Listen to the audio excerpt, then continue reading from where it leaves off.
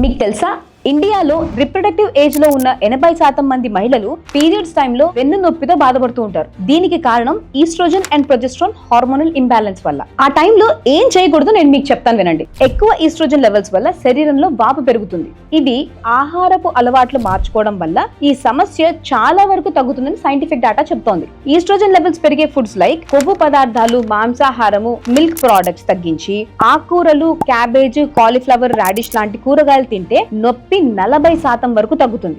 Let food be the medicine and let medicine not be the food. రెండోది, regular గా exercise చేస్తే, ముఖ్యంగా యోగా చేస్తే పీరియడ్స్ నొప్పి 30 to 50% తగ్గుతుందని రీసెర్చ్ చెప్తోంది. మూడోది, థైరాయిడ్ అండ్ పీసీఓడి ఉన్న పేషెంట్స్ హార్మోన్ లెవెల్స్ ని రెగ్యులర్ గా చెక్ చేసుకుని కంట్రోల్ చేసుకోవడం చాలా ముఖ్యం. ఈ పైన నేచురల్ రెమెడీస్ వల్ల మందుల మీద, పెయిన్ కిల్లర్స్ మీద ఆధారపడకుండా శాశ్వతంగా పరిష్కారం దొరుకుతుంది. జీవితంలో క్రానిక్ పెయిన్స్ కి దూరంగా ఉండాలంటే నన్ను ఫాలో చేయండి.